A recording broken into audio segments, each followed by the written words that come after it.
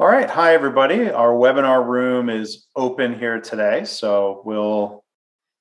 Okay, participants are starting to come in. So we'll just say hello and greet folks as we're coming into the virtual room. Welcome to today's Ask Us Anything session. This is number 29. It's been a while. I am Mark Graban. My name is not, as it says in the thing there, KaiNexus Webinars, but that's my role, I guess. Mark Graban, Senior Advisor with KaiNexus, and we are joined today by Greg Jacobson. I'm the CEO and co-founder of KaiNexus.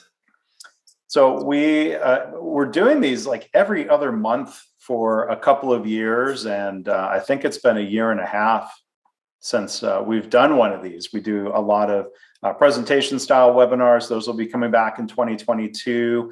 Last year, Greg and some other physicians that he knows were doing Ask Us Anything's related to COVID. And today we're going to be addressing a range of questions. We have some fun questions. We have some questions about lean and continuous improvement. We've got two questions that we'll touch on pretty early on related to COVID. We won't spend too much time on that today, but Greg, as a practicing emergency medicine physician, is well equipped to answer questions like that.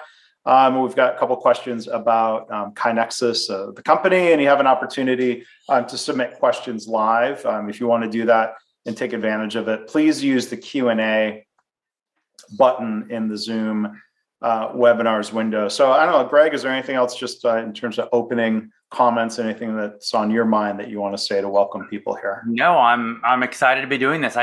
When you sent the email about redoing this, like, oh yeah, we used to do Ask Us Anything. What happened? It almost is like the pandemic. I think people refer to it as the Great Reset. And I always find habits are difficult to maintain whenever a reset happens, like around a holiday or something of that nature. And it feels like a lot of habits ended and started right around the pandemic time, some intentionally and some not intentionally. This one was definitely not intentionally. And I'm glad we're picking it back up. And I can't believe we've done 28 of these before, and this is number 29. Unbelievable. Yeah. And let's keep doing them in 2022, at least quarterly. I like it. How's that? I like it. Perfect. All right. So we're going to start off just to get the ball rolling here. Kind of a fun question here. Okay. What's your, Greg, I'm going to ask you to go first. What's your most used emoji? Are you even an emoji guy? Well, I am not an emoji guy until about the last year, I would say. I've started to get, and I'm really boring. I'm just an LOL emoji. Not very creative. What about you, Mark? So you mean like the laughing, crying? The laughing one with the little tears coming out of the eyes. Yeah, it's the one that comes up if I do LOL, or it seems like it's one of the top. Yeah, it does suggest that. In place of the smiley face emoji, because I'm a long time glasses wearer, I use the smiley face with the glasses. So that pops up first in my frequently used emojis. But the name for that emoji is like nerd face. Okay, it's a little harsh. Yeah. To the emoji creators, but I use it anyway. I mean, I guess it's fine. That's appropriate. Fair enough. All right, so we've got two COVID questions that had come in, and then we'll move into continuous improvement and leadership type questions. The questions are pretty short. The answers may or may not be. First question, and maybe it's hard to generalize: should I get a booster? The short answer to that is yes. The longer answer to that is still yes, but it looks like. So for one, oftentimes the news is oversimplifying and sometimes emphasizing the wrong things. And so I try to do as little reading about the pandemic from the news. They also like to kind of be extremist in one way or the other. And I think the pandemic is starting the process of kind of becoming less intense with swings. And it's also starting the bifurcation process of, are you immunized or are you not immunized? Because it's really two pandemics at this point. It's the vaccinated, I should say, the vaccinated population and the unvaccinated population. So what we know that vaccines do really well from the standpoint of things that we can measure. I should say it's not vaccines, but the infection does it well too, is increases our antibodies. Our antibodies are really good at kind of preventing getting disease, but it's actually the other part of our immune system, the kind of the adaptive and I should say that the cellular immune response from your the other cells in your immune system that are really important at preventing severe disease. I really don't care about the mild disease. We have been living with the common cold and forever, and that didn't seem to bother people terribly. So we're really talking about the disease that's putting people in the hospitals. And so I think that our vaccinations are helping to do that kind of regardless of whether or not you get a booster. I think, though, that the boosters right now, in the time when we're still in a pandemic and it's not endemic yet, and the kind of viral burden in the community is still pretty high, I think it's important that we continue to boost and try to prevent any infection, simply because not enough of the population has gotten the vaccine yet. And when we can get to as close to 100% as possible, then I think we can start being more permissive from a population health standpoint about allowing kind of mild infections to occur. But right now, the bottom line is there's 2 days that occur when you don't realize that you're spreading. Mm-hmm. And if 40% of the population is unvaccinated, you could be spreading unintentionally to unvaccinated people. Mm-hmm. And as a health professional, I would rather that not happen. Yeah. And so the best way to do that is to get a booster, long story short. Yeah. And, follow-up question that wasn't asked, but gets asked a lot is if somebody already did have COVID, you mentioned antibodies, yep. A booster is still additionally helpful. Yeah. So there is it's just amazing how much data there is, and it just keeps coming out. And there's no way that the lay news is going to keep doing this. I highly recommend. I mean, as you know, Mark, I was writing a ton with letterstohumans.com. Initially, I was just writing emails to friends, and it kind of transitioned into this blog. I haven't written much. That doesn't necessarily mean that I haven't been paying attention and keeping up, but highly recommend This Week in Virology. It's a great podcast, long form, 2 hour long, several episodes a week. But if you really want to just tune in, Dr. Griffin's updates on Saturday, 30 minutes is great. And then another great podcast is it's not really a podcast, it's a YouTube video. Dr. Klopman is the president of Baylor College of Medicine. He does a great 15 to 20 minute video on Fridays. He's funny, and he goes through all the current literature. And those are probably two great sources just right there that would take you less than an hour a week to keep up with all the medical literature. But I was just listening to this morning, and if you've had COVID, your immune response isn't as good than to COVID than if you get immunized through the vaccine. Mm-hmm. So there is all the data shows that you have a much better, I'll say cleaner type of immunization and protection with the vaccine versus with the infection. Now, if you've had an infection, there may be some data that suggests you don't need 2 or 3 boosts. You get a lot of benefit from just one shot of a vaccine post-infection. Mm-hmm. But it's very clear that that you get a huge amount of benefit getting the vaccine. You're going to decrease the chance that you spread it, which I think is probably the most compelling reason for people to get vaccinated right now, that you aren't harming other people. And there's benefit, to answer your question. Yeah. Okay, thanks. And then the second question before we'll move on to other topics, how concerned are you about the Omicron variant? I'm less concerned, honestly. I think a lot of this has to do with behavior. If Omicron, outcompetes Delta and becomes the predominant variant, I mean, it looks like the vaccines are protecting against severe disease. And if you are around people that are of high risk, then you should get boosted, because it looks like the booster will help you prevent the infection. So if you have not had your second dose in the last 6 months, then go ahead and get it. My prediction is it's going to be a lot like the Delta. It's just going to take over. There's going to be a surge. The surge is going to primarily affect unvaccinated people. We cannot forget that 1,000 Americans are dying a day. We just crossed 800,000 deaths. So this is with me kind of stating I'm not concerned. I'm just not concerned that we don't have a greater uptake of an easy solution. But I am.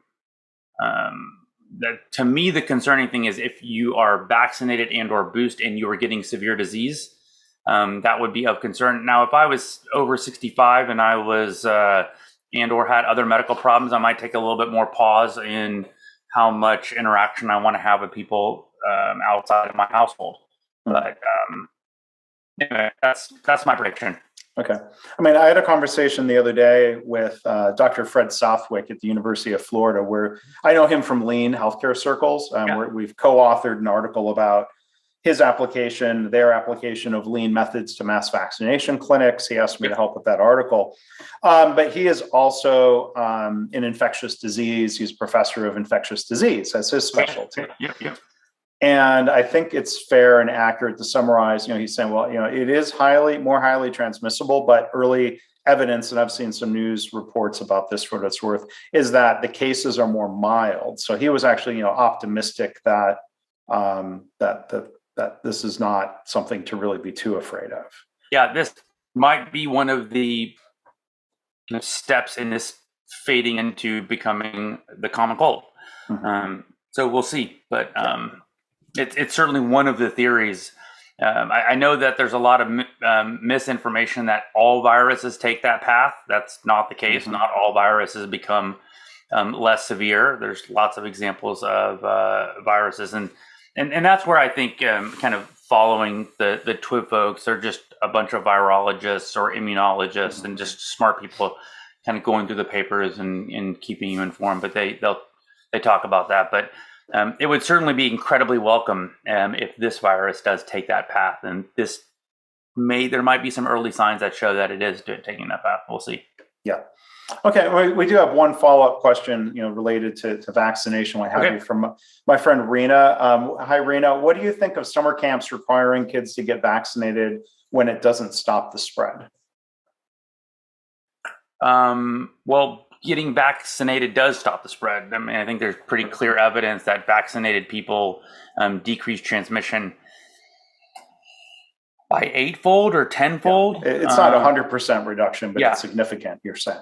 Oh, we're not talking about 10% or 20%. We're talking about orders of magnitude. We're at 800 or 1,000 times less likely to spread in a vaccinated person versus an unvaccinated person. Now, I guess if the theoretical question, if it didn't, that would be a separate question, but it does. So you think you're comfortable with that requirement? I mean, I am. I mean, I think I am, and I'm comfortable with that requirement at this point. I mean, I think it's going to become easier once the emergency use moves into kind of formal recommendations. I know they did that, I think, for 18 and over. I don't know if the 12 or over or the 5 or over that's happened with at this point. Okay. All right. Well, thanks, Greg, and thanks, Rena. We got a question that was submitted by Madeline. She asked, this is back to improvement and organizational questions. What are the strategies to sustain improvement? Let me tackle that first with at least one thought. I mean, to me, I think the most effective strategy for sustaining improvement is engaging people in the improvement process. I think far too often, and I'm not saying Madeline is doing this, but what I see in other organizations is the discussion about sustaining change or gaining buy-in as a way to encourage sustainment of change, is that people are being engaged way too late, that a change is sort of being forced on people. And how do we get them to sustain it? I'm like, well, I think that can be really troublesome. So I think, engaging people, letting them participate in improvement is one of the keys. People tend to sustain what they help create. So that would be my first thought. I'm kind of having dual first thoughts. One is have you created the pieces of kind of in place to help create that organizational habit, right? The cue, routine, benefit. And then as I'm thinking through, so really what we're talking about there, have you created a methodology that would create good, I like the term choice architecture, but in this case, it would be like good, behavioral architecture to set people up for success. And then I'm also thinking, oftentimes what we hear about, Mark, is leaders saying, oh, we need to do some of this improvement stuff. I'm going to make a big deal of it, and then it's never mentioned again. And there's this kind of assumption that if I talk about it on Monday, it's going to sustain in perpetuity. And I think that it's pretty clear. All systems have entropy, number one, and all systems are going to kind of regress to prior habits that they do. So it is really the job of leadership. And that's what we've seen, Mark, right? That the organizations that do this consistently for the long haul, leadership is really bought in about beating the drum of improvement and focusing on it and making it a part of people's responsibility and making it a part of the culture. And that really requires them doing very visible things to show that it's important and that they're doing it at the local level. And they really want to promote that at the broader level. Yeah. And there's probably a couple different ways of interpreting this question. I was thinking of it in terms of how to sustain a particular improvement. I think what you were touching on, Greg, you were thinking more of like, how do you sustain an improvement methodology or an improvement culture? Yeah. How do you sustain the use of KaiNexus software in conjunction with that creation of an improvement culture? That was more the slice of the question you were looking at, right? Yeah. It's interesting. I almost felt like the same answer, but it's subtle differences. I think also making it, kind of answering it on your side, making it the kind of either the default or the easiest thing to do, right? Water goes down the easiest path. So if you do the improvement and then you want to sustain kind of that improvement, we could get off into making that part of the new standard work. But I really think if the standard work becomes the easiest kind of path forward, it's going to be a much easier or much more successful sustainment. Yeah.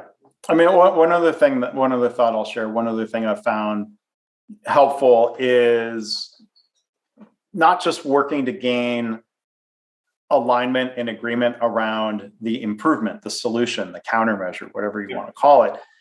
Getting alignment and agreement around, do we have a problem, is incredibly helpful. If you can't get people to agree that there is a problem or some sort of gap worth addressing, if you can't get people to agree that problem is worth solving, why would you go do something new? Why would you worry about that something new if it didn't seem to be of benefit or eliminating if it wasn't eliminating some sort of pain point in your work or in your customer's life?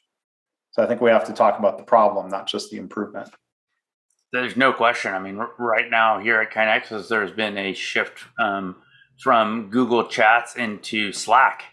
And I think that the people that really moved into the Slack world identified that there was a problem. And I think a lot of the people that were like, I'm perfectly fine in the system that I'm in, really didn't see there being a problem. And so kind of so sometimes there's, hey, I didn't know there was a better way. I didn't realize that there was a problem. I was just kind of doing what I've always done. Yeah. And sometimes do you realize you're hitting your head against the wall? Oh no, I didn't realize. Yeah, well, I mean, sometimes it's not always framed as a problem, but there's an opportunity. Like you said, there's a better way. Because I'm kind of on the periphery of daily work at KaiNexus, but I got that invitation to join chat. And I'll admit, I'm not proud of it. I had this thought of like, yeah, we tried that 5 years ago and it didn't work. Yep. And I laughed at myself for having that thought, because that we hear that happen when we're trying to initiate change in organizations. And I don't like hearing it. And I didn't like hearing it in my own head.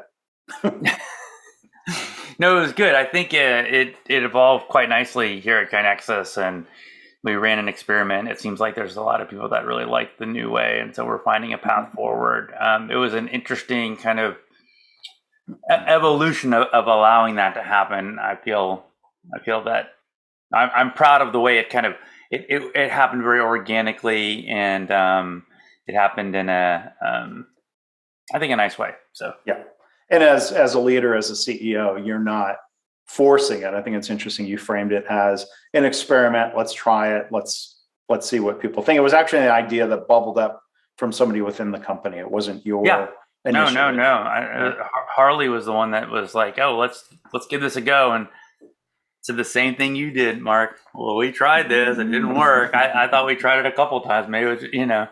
And but this time it seemed like it did work, and it's super interesting because I'm very much into growth mindset and kind of other ways that you want to be living your life, and then half the time disfluencies, for instance, you're really trying to get disfluencies out of your language, and then trying to work on it. So the growth mindset. Disfluencies are things. Sorry to interrupt. It's things like Yeah, exactly. Right? Yeah.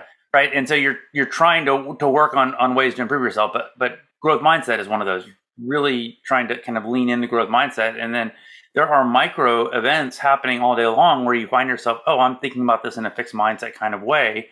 We're a company that's spreading continuous improvement.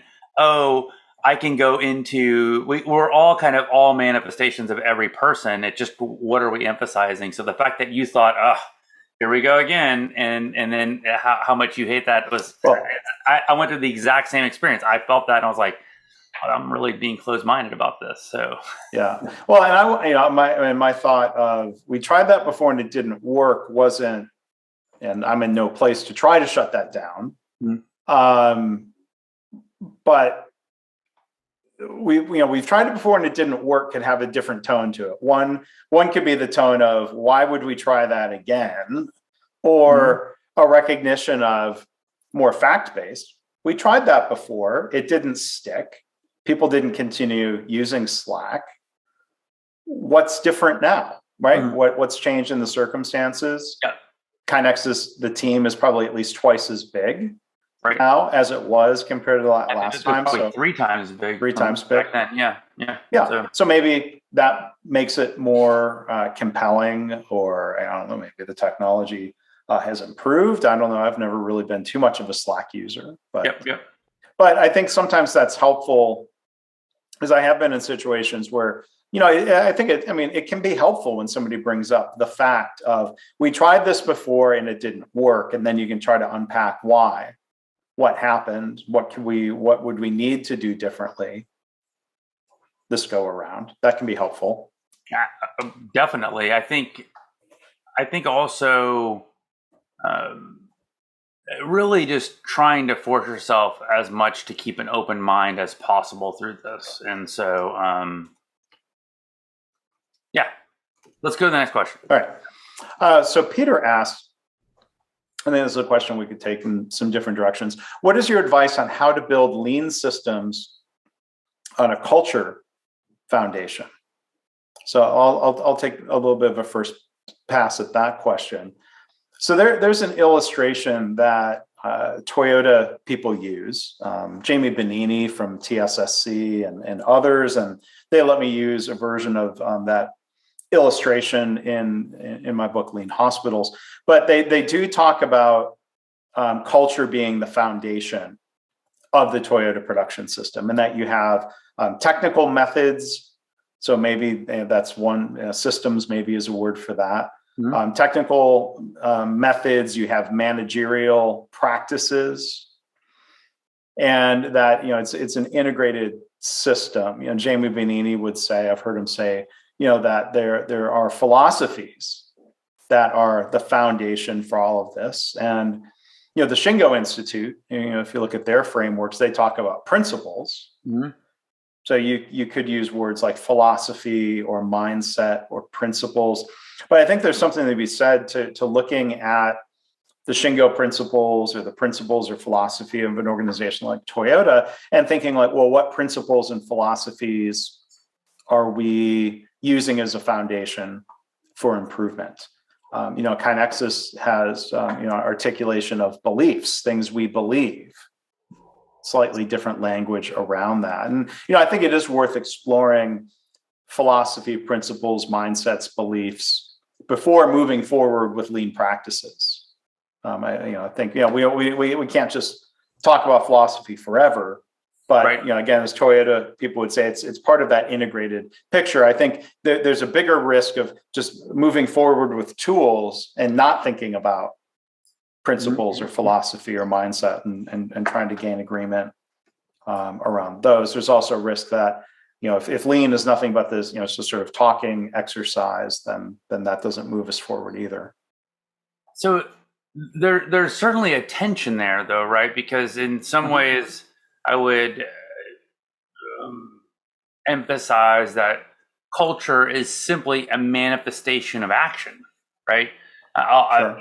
I'm thinking of and you always correct me on this quote because I always misquote it, but it's, am I going to think my way to act, or am I going to act my way to think? Right. Yeah. Am I going to think my way to a new way of acting, or act my way to a new way of thinking? Exactly. And there's probably there's a balance. There's probably a little bit of both. So there is probably on one end of the spectrum, we're just going to kind of sit around and talk philosophy all day long, where you're probably not going to get anything done. And then the other end of the spectrum is, we're just going to go and grab a couple tools and just start doing those tools and not be thoughtful about, what are they and why are we using them and what are we trying to accomplish and things of that nature. So there's probably some balance in there between, how are you, my gut feeling is that, that kind of taking an approach that says, okay, we're going to create a lean, how do you create repeat the question again? How do you create build lean systems on a culture foundation? On a culture foundation, right. So there's probably like this non-linear way to think through that. You're probably not going to go from completely thinking through something and then, I'm going to implement it all in 1 week.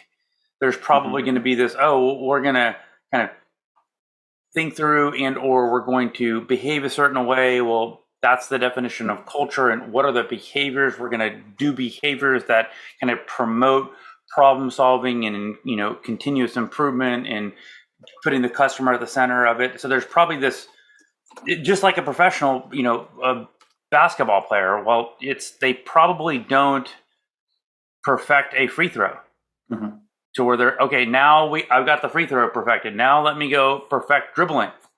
And now I'm going to go perfect pass. I mean, you probably are doing all of these things in a fine balance with the kind of the right mentality. And I do think that that culture, though, is, people like us do things like this to quote Seth Godin, as I've done. But and then not to be too scatterbrained, but if I'm not scatterbrained, then I'm not myself. You mentioned a little bit about the fact that we kind of, I would say, finally wrote down our values and traits. And I would argue that it's something we could not have done back in 2014, which I often kind of consider that time frame when we became more than a two-person company, or even back then, even back before then, because we didn't know who we were.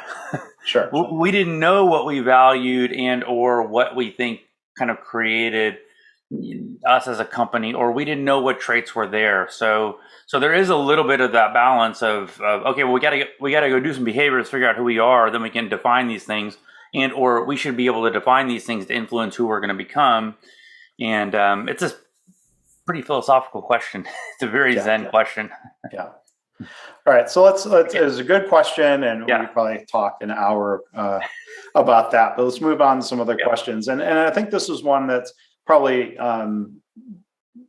aimed in your direction, Greg. What's the most challenging thing about being a CEO of, in your case here, of KaiNexus? The tension between not having any idea of what you're doing and having to have a complete idea of what you're doing, and kind of being comfortable with that, kind of that kind of, I'm going to go from my gut, which, by the way, we have more neurons in our gut than in our brain, so there's some science based on that, versus I'm going to, read about what should be done. So I found that to be the most challenging part of being a CEO, but I also find that to be the most compelling and most intellectually interesting part. I don't think I have a problem listening to everyone's ideas, and sometimes maybe I'll be a little grumpy about it, but then usually 5 or 10 minutes later I was like, I think Maggie did have a point there, let me go ahead and make whatever point she was talking about, try to emphasize that. But so I would say that, and then I'll give another one. It really feels like my role has changed over the years significantly. From when we were a 5-person company, Mark, you remember that? I was doing a lot more doing, and versus now just doing a lot more kind of influencing or giving recommendations or advising or kind of giving how I would interpret some data, and that's been a very interesting manifestation, because you're doing what you're doing, and then all of a sudden you realize, I think I should be doing something different. And you never figure that out exactly on time. Yeah. I mean, in general, I appreciate leaders, whether it's in healthcare or otherwise, leaders who don't feel like they always have to have the answer, or don't feel like they always have to be right, or don't feel like, well, they always get to have their way. Right. So, because they're the boss, quote unquote. I don't even like the word boss, but yeah, I mean, I think that comes through in the way I see you leading. So I think that's a healthy thing. I think that's good for an organization. When you have leaders who are open to input and will say, well, let's run experiments, let's figure it out, as opposed to, well, no, I know the answer, just go this way. Yeah, I think that's especially easy when you're doing a startup that has not really quite solved this problem before.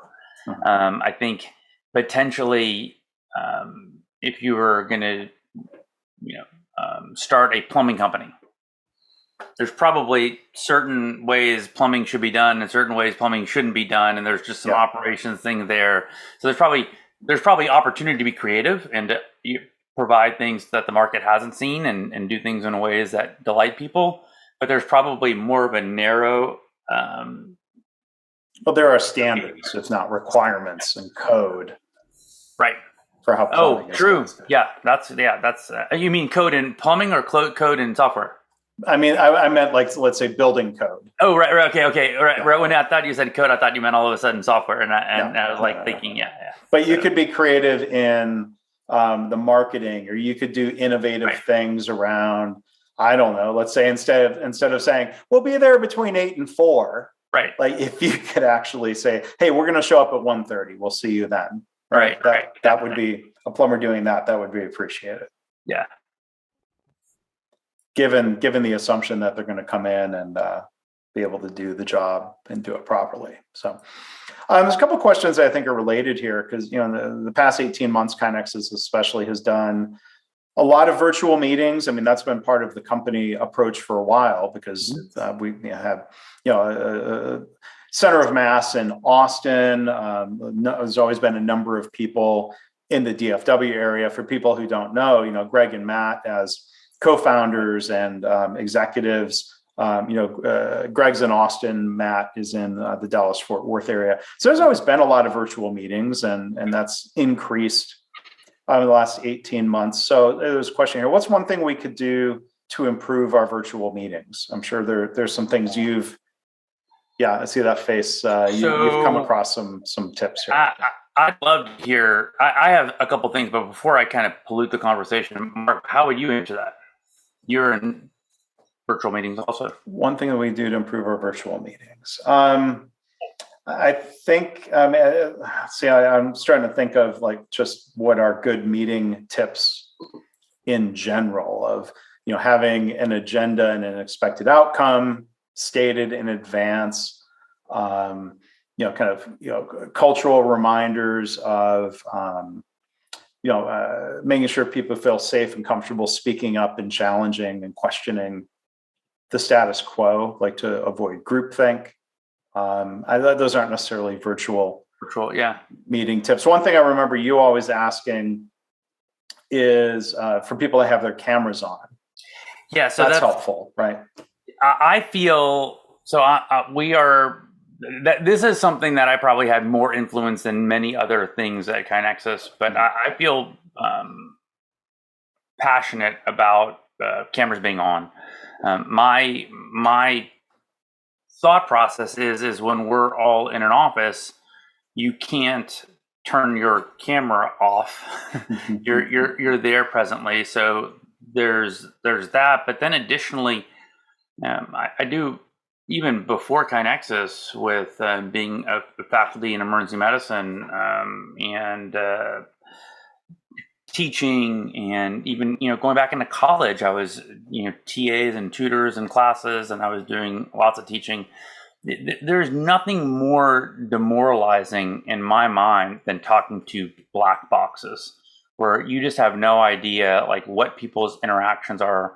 And so the nonverbal cues of smiling, of nodding your head, of showing that you are paying attention are hugely important, I think, to the person that's speaking, and allows you to have that kind of nonverbal communication. I mean, I don't know the exact percentages, but most of our communication is nonverbal.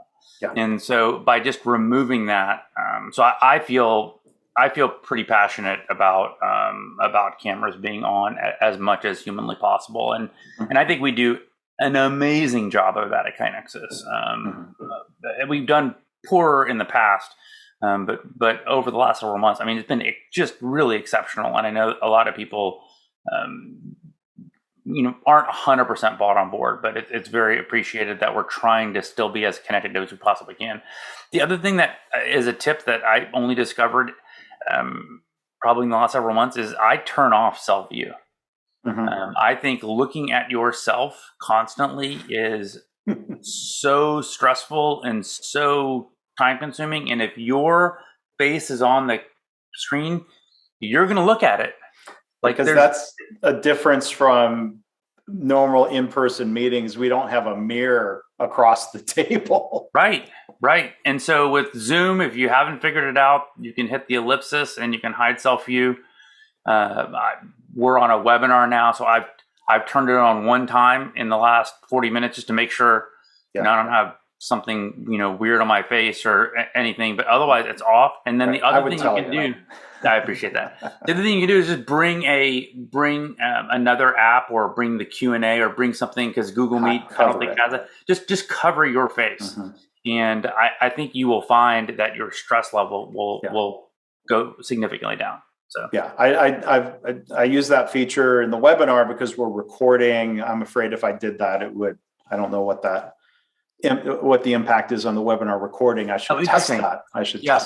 sometime. And then another trick, kind of when we're talking about this, is I try to put the person I'm talking to in a small screen.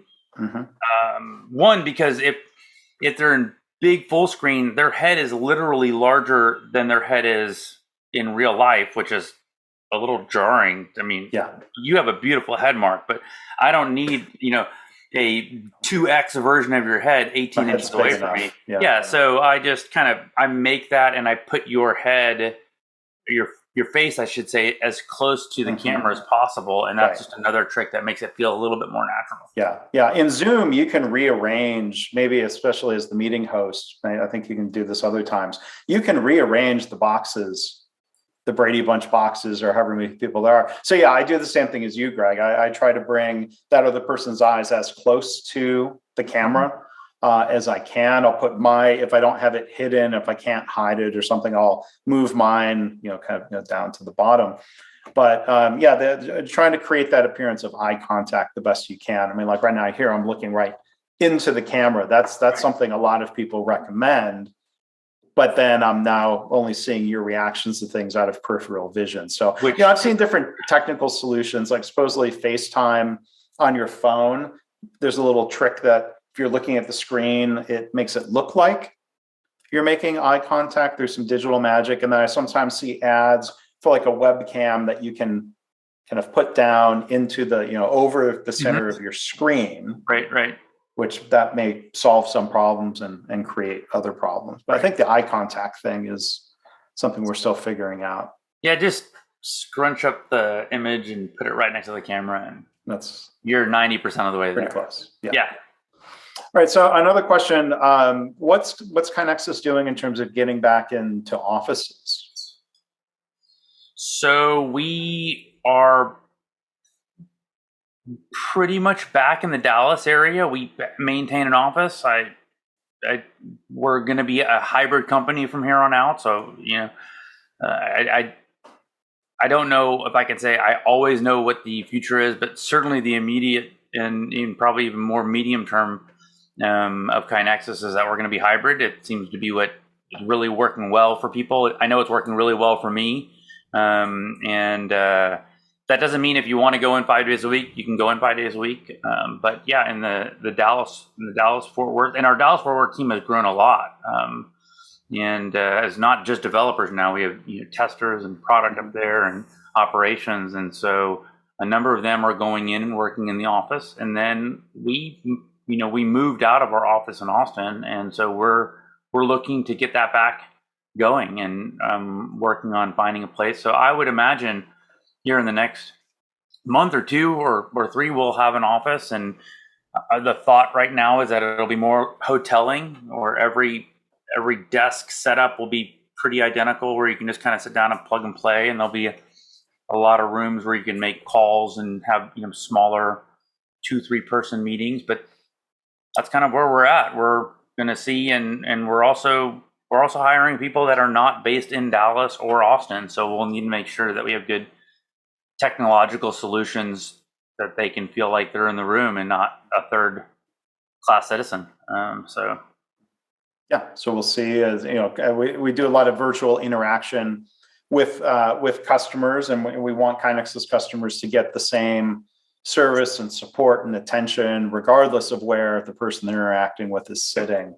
But we know there are benefits to having people together, and that's part of what figuring out that hybrid workplace what that means. We did holiday parties last week, and they were super fun. There were a number of people, many people that I have never seen in person, and so that was just a lot of fun. There's something that maybe in the future they'll be able to fix, but there's certainly, with the technologies we have today, there's still something a little bit missing. So yeah.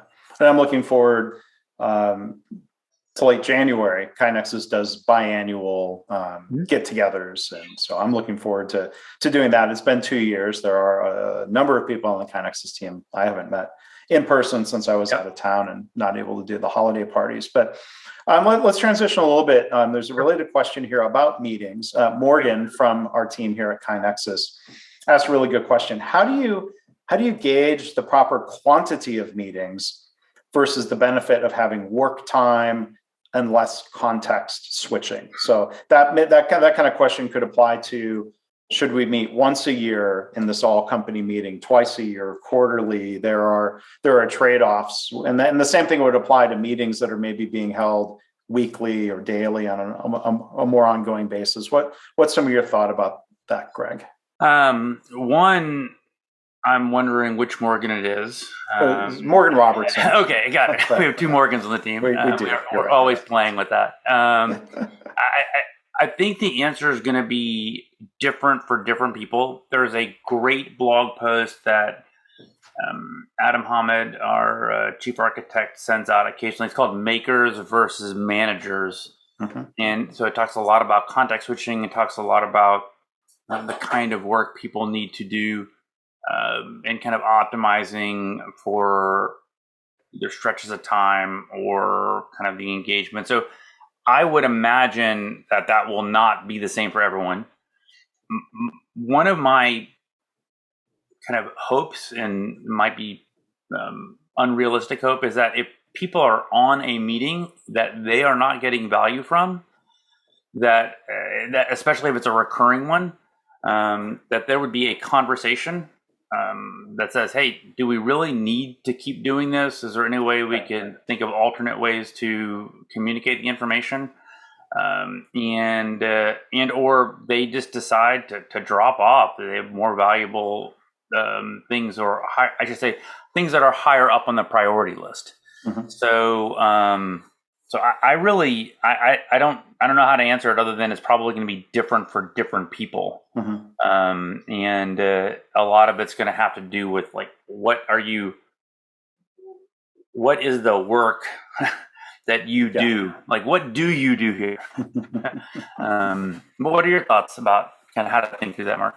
Well, I mean, I think there need to be some cycles of reflection and revisiting the value of a meeting versus the cost of the meeting. What's the purpose of a meeting? Is it a meeting that's designed mainly for updates and communication? Is it a meeting that's designed for debate, discussion, and decision making?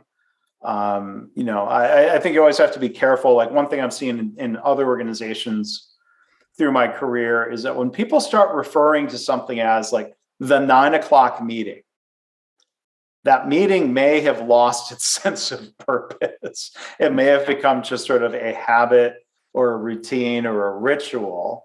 I would rather than the 9 o'clock meeting call that, the daily huddle. And maybe the daily huddle isn't as descriptive of a term as it could be, because are we huddling just to huddle, or are we huddling, for what purpose? So those are a couple of things that come to mind. It's always good to go through cycles. And like you said, hopefully people feel safe to speak up and question, should this meeting really be an email? Should I be attending this meeting, right? Am I a spectator, or am I contributing to it? Those are good things to evaluate. And we've been experimenting with recording some meetings, and mm-hmm. Some things that I wanted to be a part of, they'll just record and I'll listen to it. And you've heard me talk, I've kind of increased the speed at which I listen to podcasts. Yeah. And so I'll listen to meetings at 1.5 or even 2x, and I'll get a flavor for kind of what was discussed. And so I really like that. We also, for our weekly meeting that we do on Fridays, where we all get together, we take notes. And I've found those to be invaluable for the times when I'm not at the meeting. You can review those notes in a couple minutes and get a sense of, what people are up to and what they've done. I actually review those notes after the meeting, because I always learn things. I was like, Mark did say that, and I totally didn't process that, because there's only so much attention you can give. Right. And so I think there's kind of those things to think about. And then I don't want in the mix of this conversation, I think there is, like, we had a meeting today we do a CE dev meeting. And for the first 15 minutes, there is just not anyone that could have looked at that and said something productive occurred. If we're talking about kind of tactical to-dos, but does that mean it wasn't valuable? To me, it was valuable. So there's just we were all kind of ripping and poking fun. I don't even remember what we talked about, but like Yeah. there was just kind of hanging out and just we're social creatures. So we shouldn't forget about just, Yeah. those kinds of interactions that happen. I'm glad you mentioned that, because one regular KaiNexus meeting on Friday is sort of an all hands meeting. Yeah. And, at the beginning of that meeting, I mean, it's good that, it doesn't jump into the agenda 1 minute in. Like there's a certain amount of, especially in virtual times when people aren't able to get together, there's a certain amount of just sort of loose discussion, kind of building some camaraderie or just getting to know each other, and things like that are important to spend time on too, I think.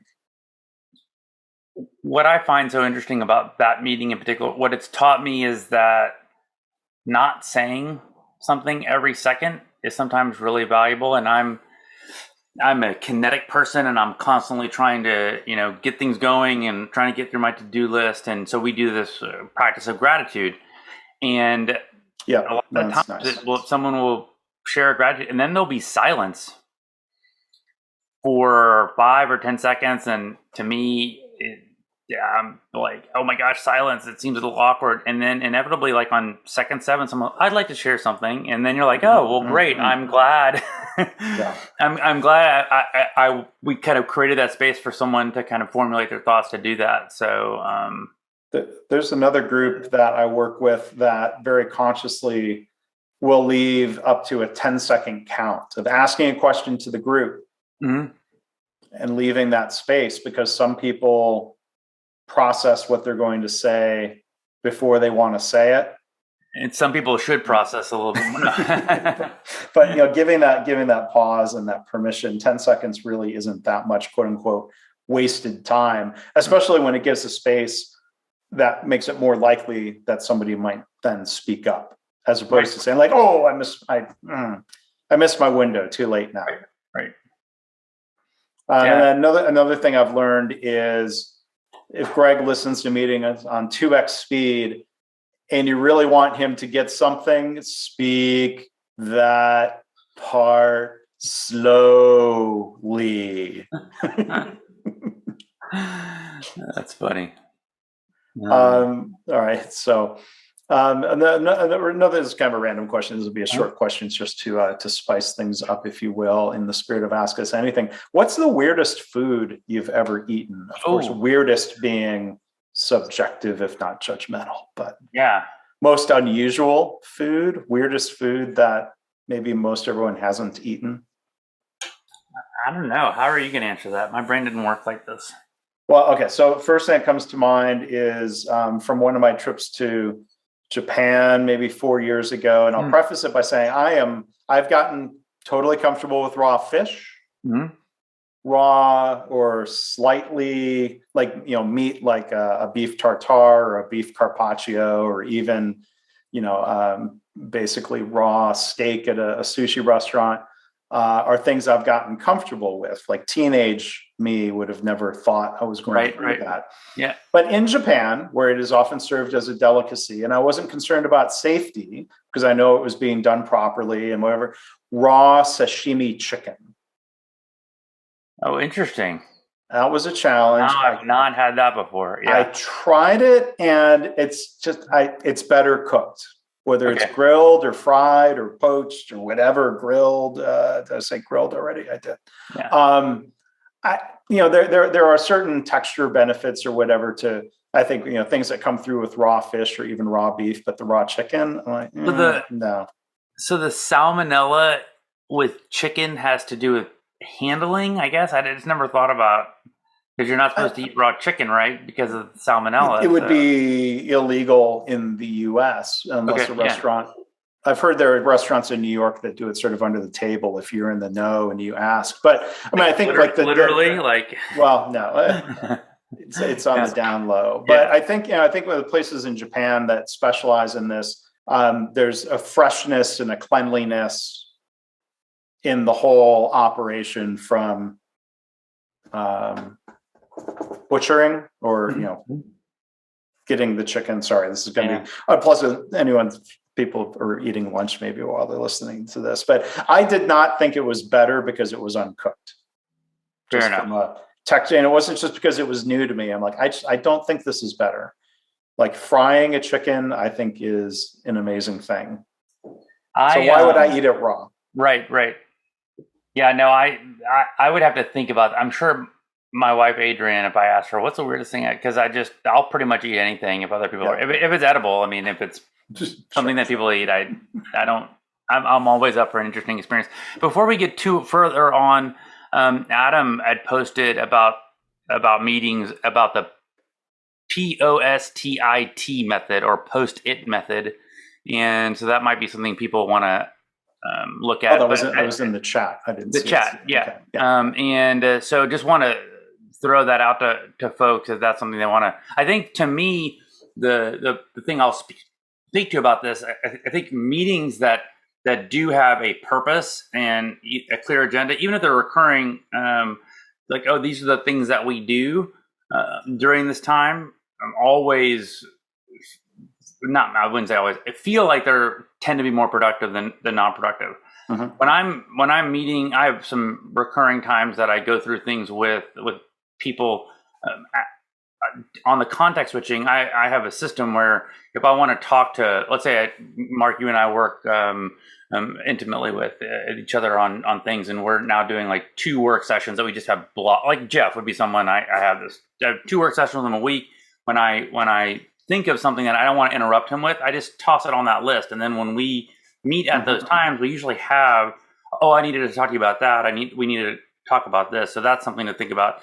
And then the other, some kind of system where you're not interrupting people that you work with.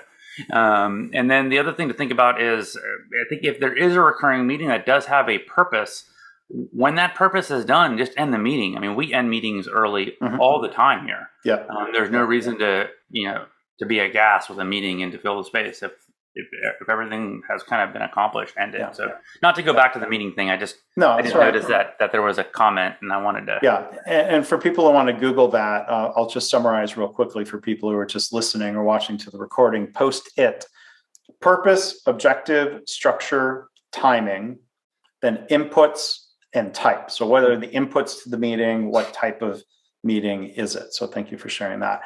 All right. So maybe real quick this is a question that maybe deserves a longer answer. A question that came in here live: how can you keep motivated as a continuous improvement manager? Do you have thoughts on that, Greg, based on customers and people you talk to? Yeah, I think the only thing I could think of from this that would be kind of unique and interesting is I genuinely feel,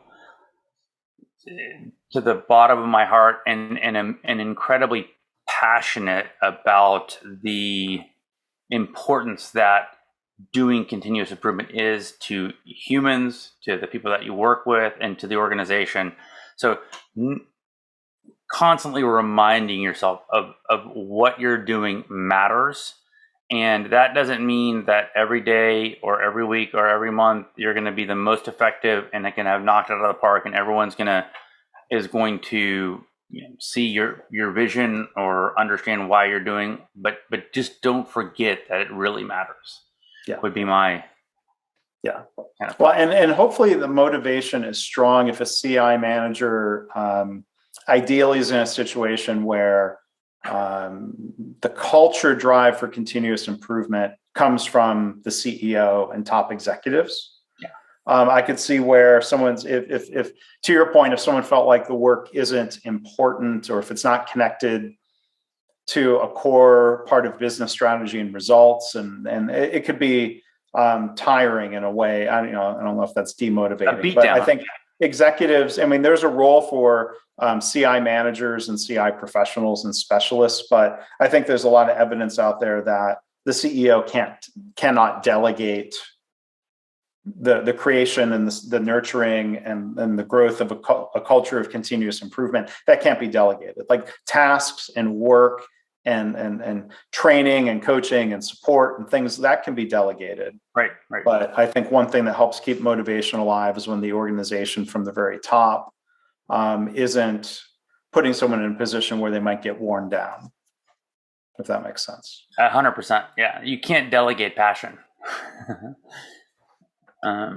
Cool. All right. Well, with that, my clock just ticked to the top of the hour, so I think we'll go ahead and wrap it up there. Thank you, everyone who submitted questions in advance or during the session today. If you want to sign up to be notified about future webinars, both the presentation style webinars and the Ask Us Anythings that will continue, you can sign up for to be notified about those at kinexus.com/webinars. So I want to thank everyone for attending. Greg, thank you for being a good sport with questions about you and your work and the company and other things. Maybe next time, if you come up with a weird food, we can start with that. Sounds good. And I always appreciate spending time with you. I always learn stuff from you, Mark. So thank you for making this happen. All right. Well, thank you, Greg. Thanks a lot. And we want to wish everyone the best for the holidays and going into the new year here. And we'll see you next time. Next time.